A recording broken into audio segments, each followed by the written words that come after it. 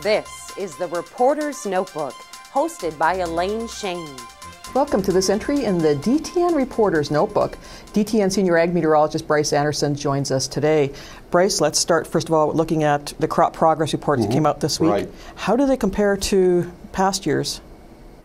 Very, very well, Elaine. I mean, there's a few areas of the Midwest where we've seen some hiccups in field work and a little bit of a disruption.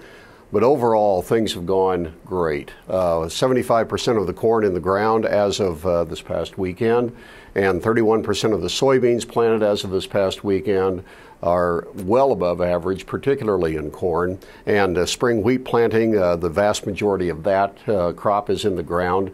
So it's been just a terrific start to planting. I mean, there's no way to get around the fact that there is simply a lot of seed that is now in the ground and starting to grow. What were the weather features like for the past week? It seemed we had a bit of everything. Well, we did. It was a volatile week with a lot of strong storm development, and I think probably the hallmark features were the heavy snow that we saw in parts of the western plains. It did provide up to around an inch of actual moisture, so that was good. And then we had some flooding rains in parts of south central Nebraska and north central Kansas.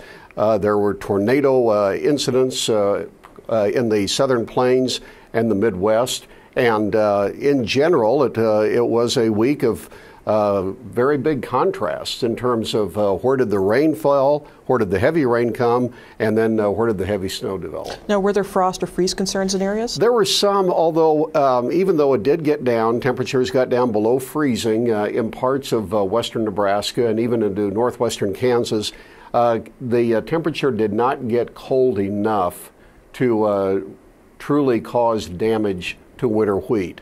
And as far as row crops are concerned, the growing point of those plants is still below the ground surface. And so that provided some protection as well. So it didn't get quite cold enough.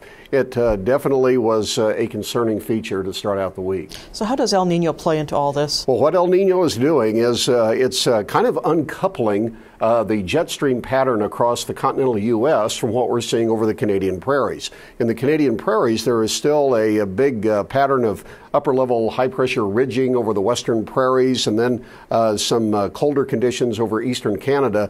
But that jet stream track is kind of north of the border right now. We're seeing more low-pressure troughing in the atmosphere over southern California, and that is driving more storm patterns across the central part of the country. And as we're visiting today, we're seeing the result of that in the form of rain in the southern plains, which is a hallmark feature of El Nino.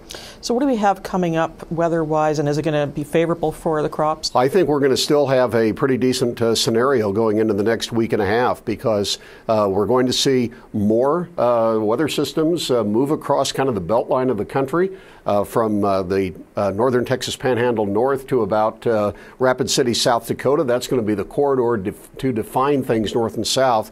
And so it's going to give a chance for just about everybody to get some kind of moisture, and temperatures are probably going to be on a little bit of a variable track, but still quite favorable when you think about our major crops. Thanks, Bryce. You're welcome. With Bryce Anderson, I'm Elaine Shane, and that's today's entry in the DTN Reporter's Notebook. Thanks for joining us.